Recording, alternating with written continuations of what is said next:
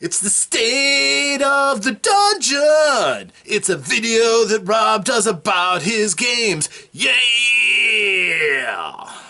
Hello friends, I am Rob here in my basement lair for another State of the Dungeon address. This was for the game of Mighty Protectors that took place on September 24th, 2020. A rather momentous game, to be sure. All players were in attendance, which was Ghost, Bulwark, Rook, Muscles, and Sentinel.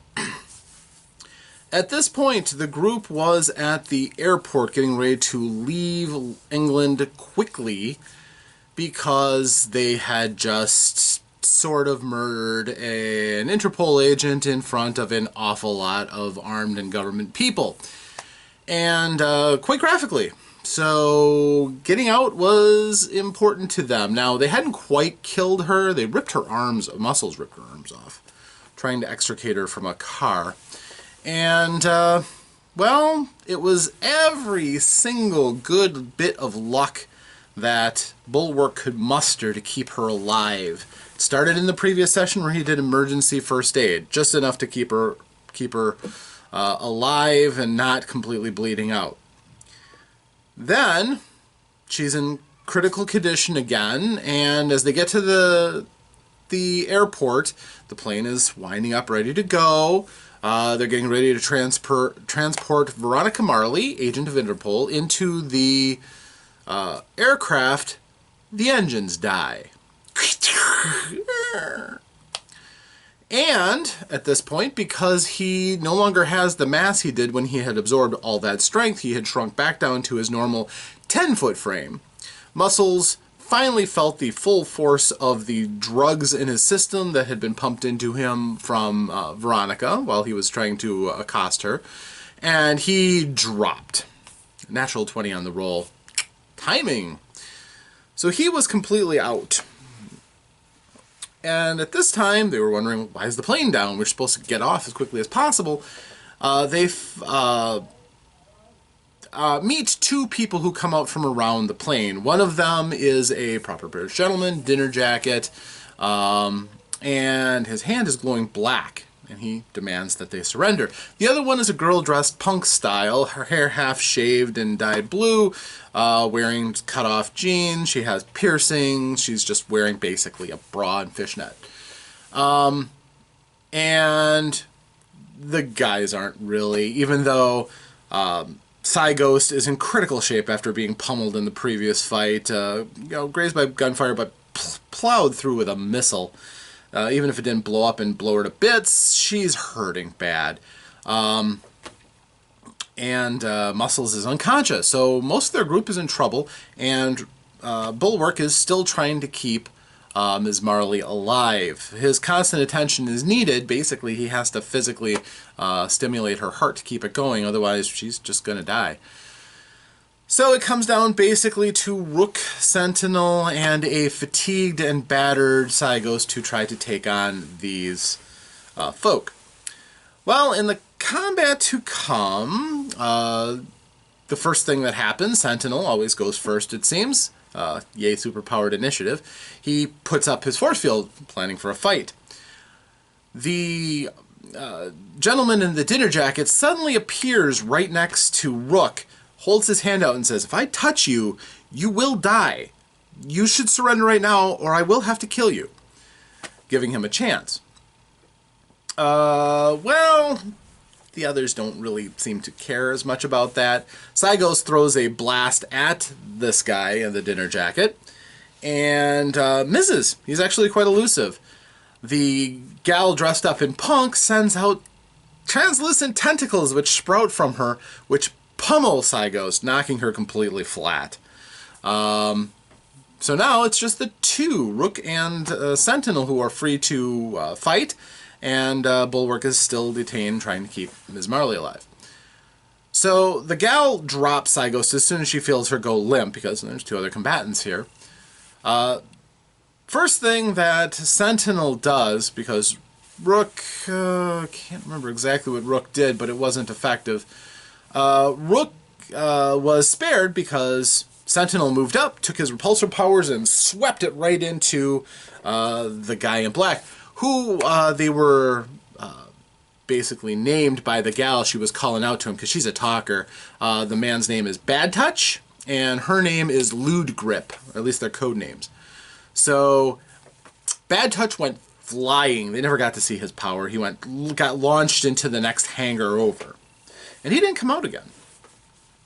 So now it came down to a fight with Lewd Grip. She turns around, and just as she drops Psyghost, Rook turns and cranks his gravity grip on her.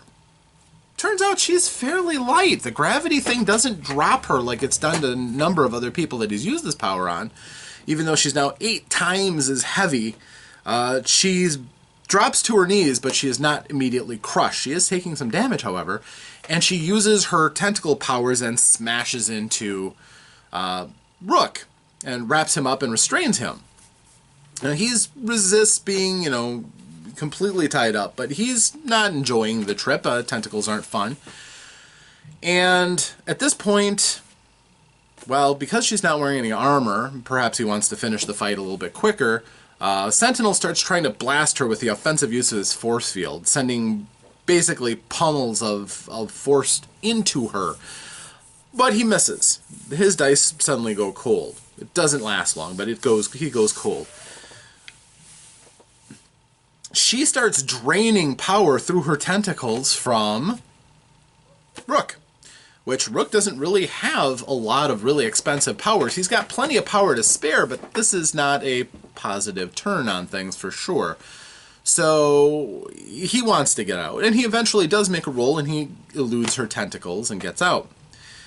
At which point, she decides to turn her attention to Sentinel. Bad move. Sentinel is really hard to hit with his superior defense. And as she thrashes out at him with her tentacles, he dodges. He tries to bash her, she dodges.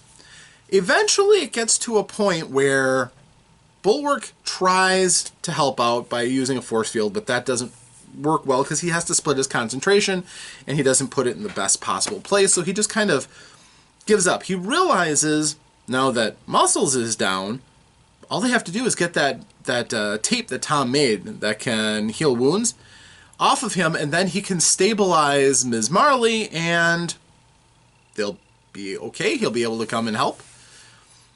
So eventually, Rook goes into Muscles' suit, explores tentatively, and finds the tape by his chest. Pulls it out, tosses it over, runs it over to Bulwark. Bulwark applies the tape to Ms. Marley, activates it. Her vitals get better, but it's very clear that she is still gravely, gravely injured and still going to require a certain amount of medical attention, even with the magic tape. Losing your arms violently can do that. So at this point, when Sentinel sees that things are kind of calmer, she's got the tape on, everything that's been done can be done, he takes off the kid gloves and uses his repulsor powers on Lewd Grip. And he nails her. And she doesn't wear any armor, which is bad because the kind of burns that she gets from getting nailed like that. On top of that, she was also the victim of Rook's density control or gravity control again. So even though she didn't get launched, she got dragged really hard on the ground. And that was enough to knock her out. She'd taken enough combined damage.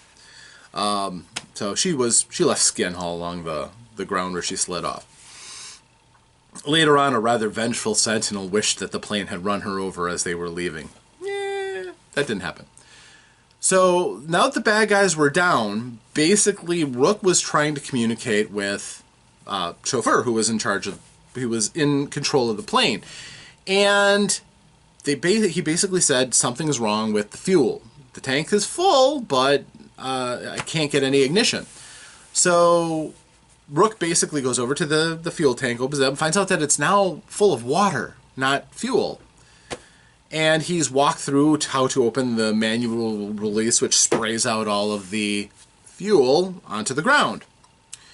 And they have to go and get a fuel truck. Now, they don't have any confirmation that Bad Touch was gone or knocked out or injured or killed.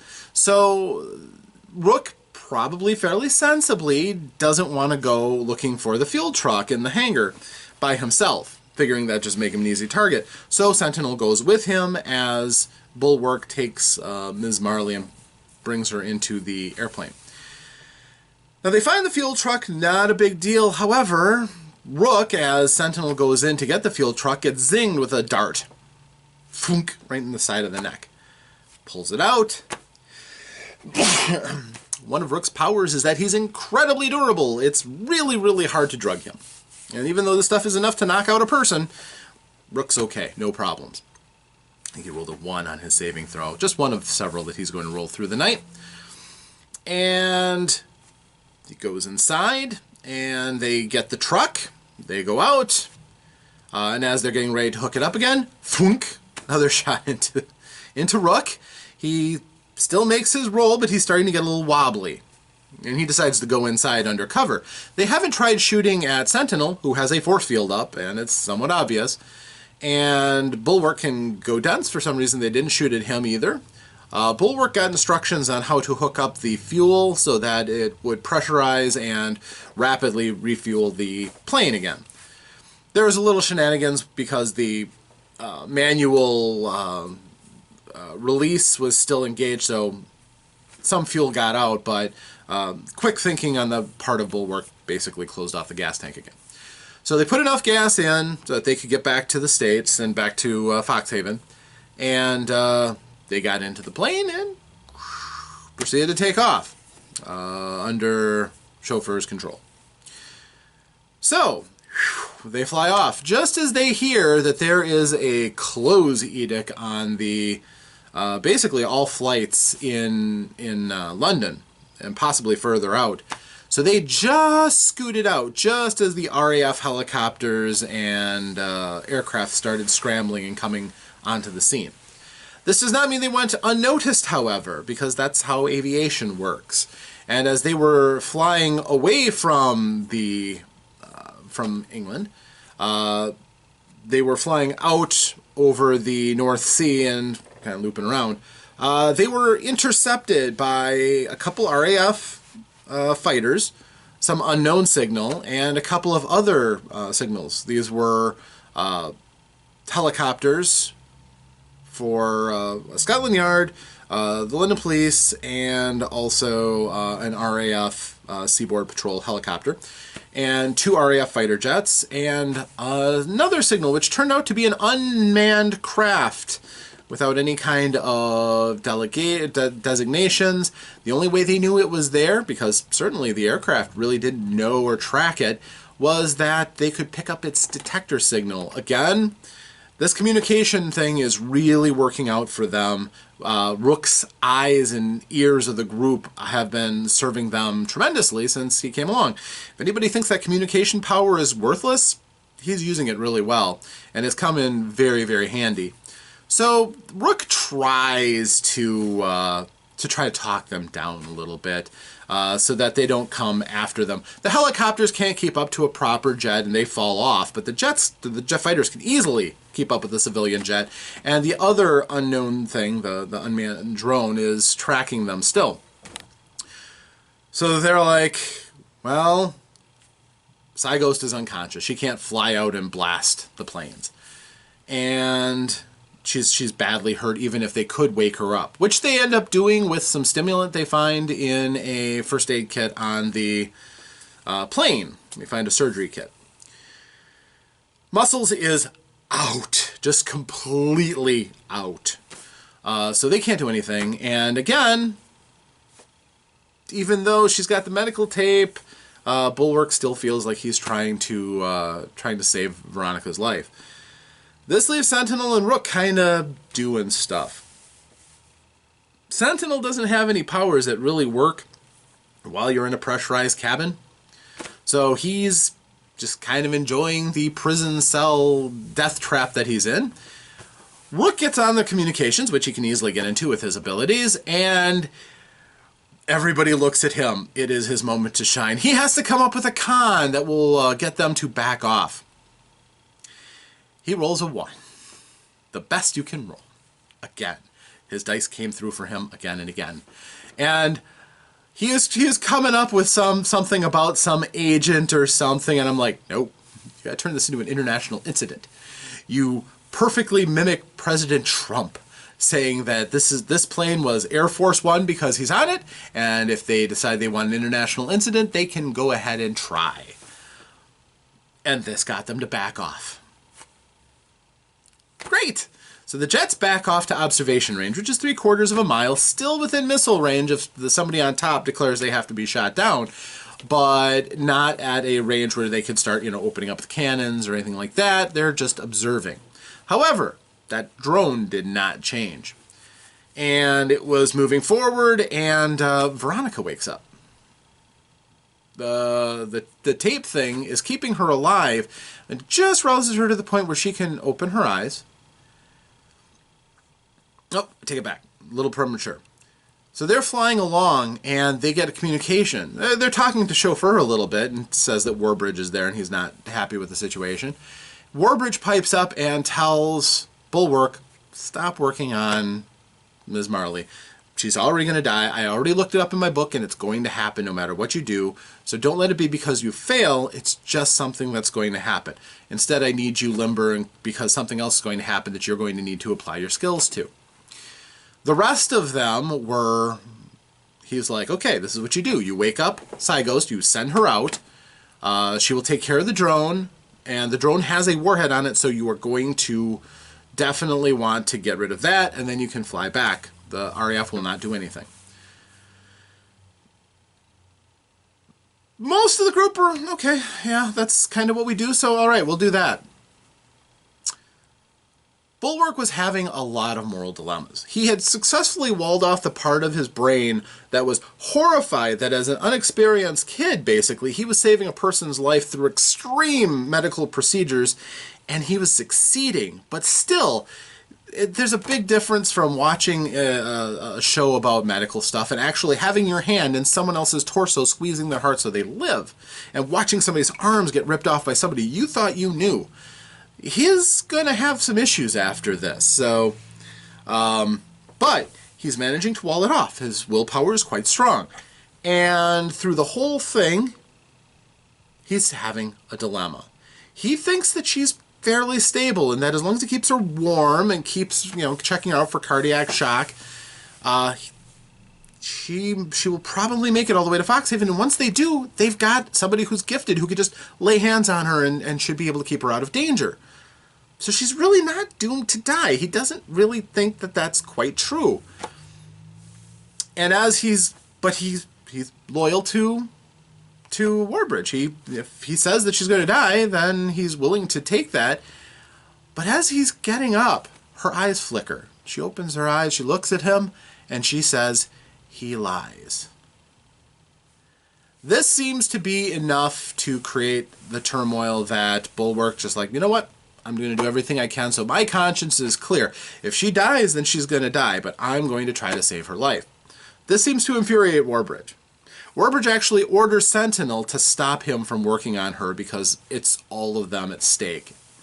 Now what Cyghost does was something pretty interesting. She goes astral, which was Warbridge's suggestion, and she flies out and she flies in front of the missile, the drone, which is flying faster than she can in astral space. Not by much, but by a little bit.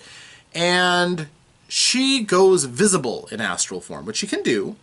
She sees that the drone has actually got optical sensors on it, so somebody is piloting this thing. And she goes visible in front of its cameras, blocking its view, which causes it to jank out of the direct line of path to the jet and veer off. The group as a whole are just kind of like, oh, that's good. But it stabilizes and it changes its course. So she's realizing that speed-wise, she's already getting behind the thing and she can't do anything to catch up in her current state. So their options are kind of getting limited. Rook finally says, can I sense the control beam that's going to it? And while it was protected and shielded from being interfered with, he is very powerful on the communication sphere. And eventually he realizes that he's already been able to clamp down on all signals at one point. And it's something new for him, something he's probably going to want to develop with his abilities, but he can actually scream and block out all kinds of signals. So he can create a dead space for all communication signals. So he does this, which causes the drone to... It also cuts off Chauffeur's control of the plane, kicking Chauffeur out of the plane's control, and so the plane starts... Now, nobody's at the piloting helm. It starts wobbling. Sentinel dashes up, and no matter what his luck has been at before, he's dropping them right on, making saving throws against what is effectively one of his lower statistics, and his intelligence saving throws to understand how to fly this plane and how to at least keep it stable. He makes it spot on, just as they needed. So at this point, everybody's been really kind of helping out, except unfortunately poor Muscles, who is still unconscious. So, Cygos drops her power, which tugs her back to her body via the silver cord, much faster than she can actually fly. So, she gets back into her body. It's a rough trip. She doesn't like to do that, but she can if she needs to. Bulwark turns off his radio. He's tired of listening to Warbridge tell him not to do what he's doing, trying to save her life. And Sentinel pops in, goes, I talked to Warbridge. He says that the thing you're needed to do is to do some major repairs on the airplane in flight. He says you're the only one with the technical know-how to do that, and you can't do that while you're working on her. He ignores her. He ignores Sentinel. Sentinel's like, well, I tried. Turns off his radio. So at this point, Warbridge pops up, and he goes, I'm disappointed in all of you. He speaks over the intercom of the plane. I'm disappointed. I've done nothing but help you out. I've given you everything you need to succeed, no matter how improbable it seems. You've always won because you've listened to me. And now for something like this, where I'm again just trying to get you out alive and intact, you're not obeying me. And I don't know why it is, but I'm telling you right now, you need to stop working on Ms. Marley. The rest of you need to be prepared because this flight isn't over yet and there's more to be done. And at this point, they're all like, you know what? No, I don't care. We're not doing that. Keep working. At this point, Cygos is like, hey, I may not be a doctor, but I do know a thing or two about biochemistry, and I can try to help you out. So, hey, if you want to walk off, I'll step in, because she's very smart as well, and she's got a pretty good chance of helping out. Even though Bulwark has done an amazing job making these rolls after rolls after rolls to help her. And so they're commiserating, and of course Warbridge can see all of this through their head cameras.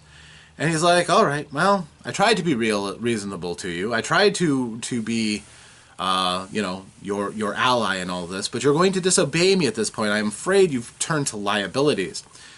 Chauffeur, crash the plane, make it look like an accident, but make sure they don't walk away from it. And they're like, what? Chauffeur's like, wait a minute, boss. Hey, they trust you. They worked for you. And he's like, Chauffeur, I gave you an order.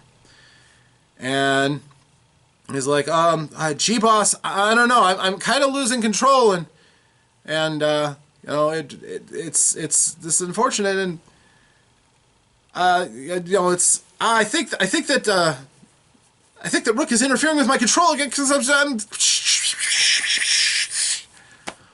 They hear Warbridge clearly say, "Oh, Chauffeur, you forget that I can read you like a book." Bang!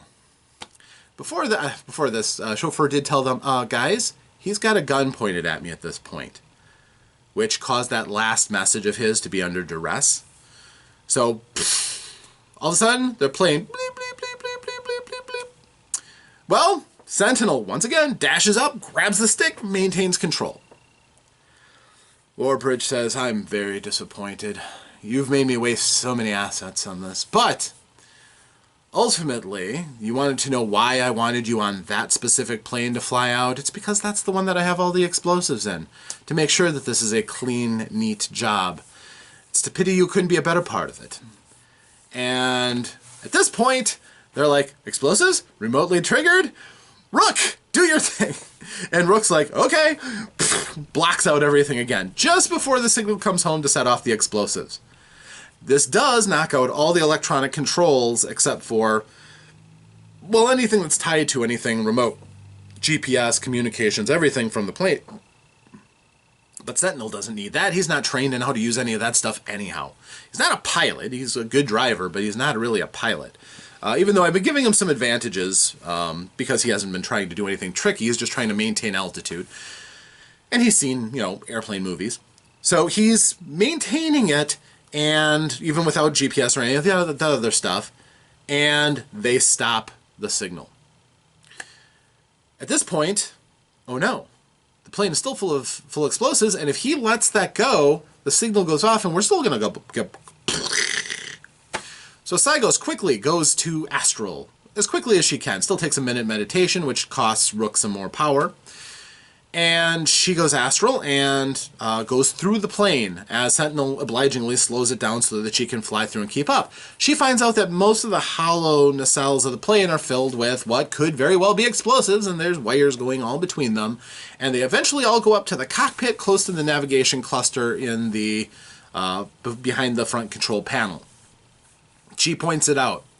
The person who is the most technologically savvy, Bulwark, follows her directions, goes up, and after going through the massive amount of wiring that a modern jet has, he eventually finds the nodule that is plugged in, that is hooked up to all that wiring, and makes his roll, unplugs it, takes it off, no more signals. Since it was hooked in through the emergency system, they're afraid if they have to use the fire extinguisher, it might still detonate all of that. But they're safe. So Rook releases his power. It's cost him about 20 power points to maintain his block for this time, but he can do it. He has that power to spare. And once again, GPS and all the other stuff comes on for Sentinel. But now, where do they go? What do? They can't go back to Foxhaven, and they're wanted criminals in a lot of other places, from the United States. About the only place they're technically not wanted is Canada, but they don't have any friendly places to go there. And, of course, they've got Ms. Marley, who clearly still needs to get to a doctor. So they discuss amongst each other, and suddenly Sentinel's up front, and he sees that the terminal on the dash starts going, Sentinel, Sentinel. I sure hope you're piloting, because if it's Rook, you're all doomed. He's like, oh my gosh, chauffeur's still in this. So he turns on the microphone again, because they turned it off because they didn't want to hear Warbridge anymore. And Sentinel's like, or chauffeur's like, guys, I don't know what happened. I can't feel my body anymore, but I'm still in the plane. They're like, oh my gosh, he is like the ghost in the machine. He's like, well, I had a lot of power left, so I could be here for a while, but yeah, I don't know anything. I still have control of the plane, though, so you can go and do what you need to do. So Sentinel goes, and he tells him, hey, chauffeur is still hooked up into here. Ms. Marley kind of wakes up a bit, because, well, they found out that the tape that they used had actually multiple uses, and they only used one of those uses on the basic life-saving stuff. So Bulwark activates it again, and some more life-giving energy floods into Ms. Marley, which is enough for her to attain consciousness for a little while. She starts talking to them. It's a story about betrayal, about criminality, about, well, a lot of really rough things.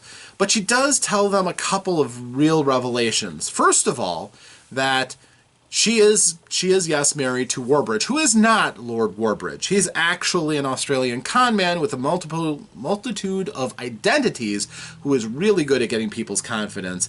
And he's been involved in a lot of really heavy-duty crime that, well, most of them would not associate with him if they knew his true identity and his stuff. He is actually #1 wanted by Interpol at this time.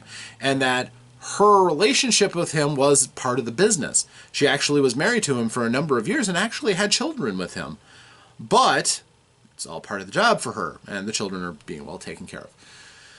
But all in all, she kind of orchestrated everything that happened. She knew that when the group came to get her, there was a pretty good chance that it would be Muscles that would lay hands on her, and that circumstances would put her into place to be critically injured by Muscles. She probably didn't know about the arm rippage thing, but she also knows some things about what's going on into the future. So, because she has been reading the book that Warbridge opens up and learns about what's going on. So she knows a lot of what's going on, but she's done two critical things over time. She's developed her own gifts. Number one, she's removed the time lag. It used to be about a few hours after Warbridge would look into the book. I'm still going to call him Warbridge. That's not his name. His actual name is Clayton. But she can see things as he's reading the book, and she can make minor alterations and edit the book from what he sees. She can't do it to everything he reads. She can't stop his power, but she can change critical things in it to, number one, take herself out of his book. So she wrote herself an ending that she was supposed to die on this airplane. Second thing she took out was that in the book, all of the group died. She changed that, because clearly they didn't. So as far as Warbridge knows, they're all dead in the Atlantic. The reality is, they're still in this plane, and they are still flying to, flying to the west coast of North America, or east coast of North America. So they honestly, I think, have a little bit more respect for Ms. Marley at this point. It's pretty badass to be able to, knowing that something horrible is going to happen to you, go through and not change your plans because you have faith in the final outcome. And she is very, very, very determined. So they make some plans, and they decide they still need to get her to emergency care. But rather than try to go into New York City, where some of the finest doctors can be found, they reason that Albany is a little bit, they can blend in a bit better there, and possibly find doctors, specialists and like, who have world-renowned care. There is a neurosurgery in Albany with some very fine doctors, and they can get her some clandestine care. They even hatch the idea of possibly trying to get a private wing with complete anonymity that some celebrities do when they don't want their ailments leaked to the press. But the only celebrity they really know is P. Diddy. And that was kind of a handshake deal, as he designed or helped design their costumes for them. When they tried contacting him, he was a little standoffish. Clearly he didn't enjoy being contacted, because the way they contacted him directly was, of course, because Rook went into the black web and he found P. Diddy's personals, as well as his credit card account number. So they got to Albany and bought all the things they needed on his account, and arranged for basically a lot of what they needed, getting a U-Haul for transportation and something big enough that can hold Muscles. And they commiserated. They compared notes. Muscles revealed that Slade had told him that in this mission, Veronica didn't need to come back alive. They could complete their mission quite fine if she died, and if that was more convenient, that's probably the method they should use, which is why he was very casual about her well-being. The rest of them were like, we're supposed to kidnap her, not kill her, and Muscles is like, I did what I needed to do. So they kind of realized the different tangled webs that went into all of this. They might have wondered, for instance, when they were turning over the members of the opposition force that they had on their super stealth cruiser, why they were turned over to some folks who looked like they were cosplayers for a Chinese historical who were clearly fond of human trafficking, and took them off their hands. Or so many of the things they did went through what seemed like underworld channels, a chop shop for boats in Hong Kong. But sure enough, yeah, that explains a lot at this point. So now they're all pretty savvy, and many of them are rather annoyed with the former Mr. Warbridge. And so Veronica wakes up again, and she says, well, if you want to get someplace, and not, no, actually, I'm skipping ahead just a little bit, but basically they end up finding a doctor. They find his home address, and Dr. Ian Goldstein. And they show up to his place and just kind of crash, and they're like, hi. He recognizes Takeshi right away. And he's like, you're one of those gifted guys. Yep. We need your help. Oh.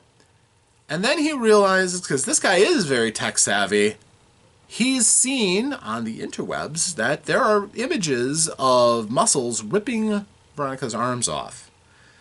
That isn't something that's been blocked.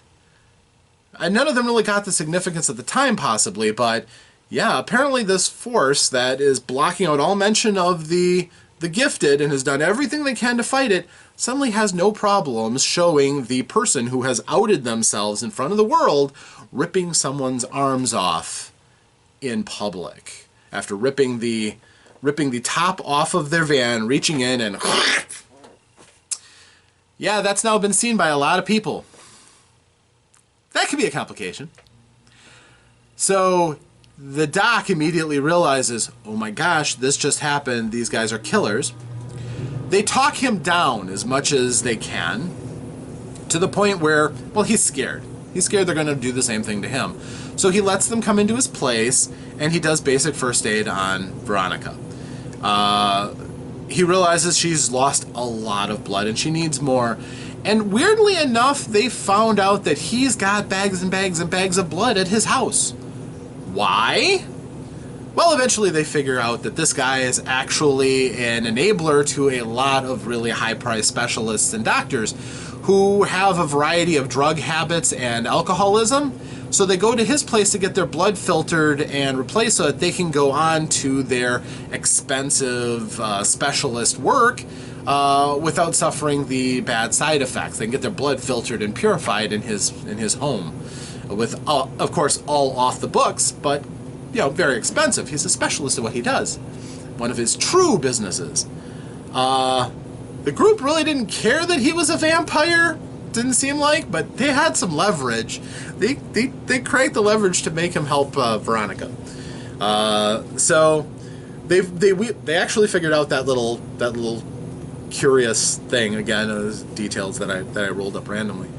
But they figured it out, and that was pretty good. So they got an extra bonus point for figuring out Mr. Goldstein's secret.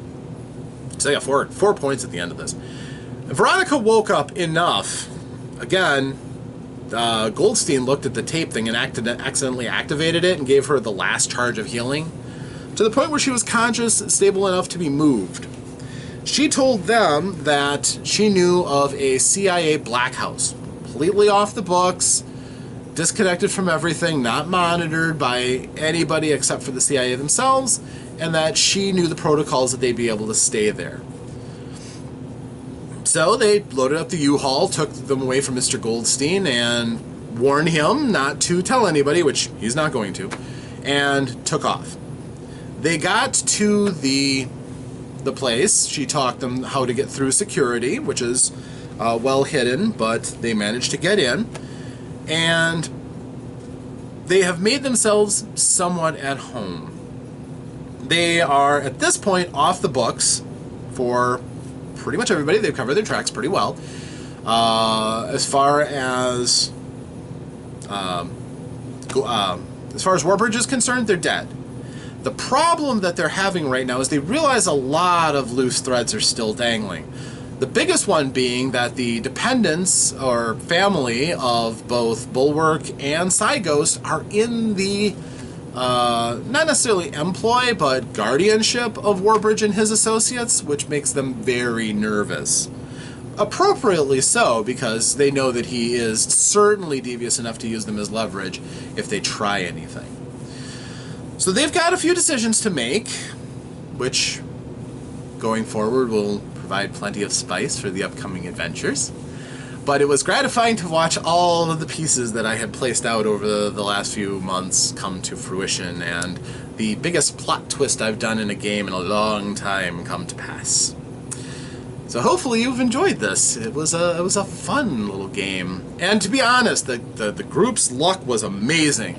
They haven't made so many critical success and clutch rolls in a while. So most everything was coming up for the group. Will it continue on to next time?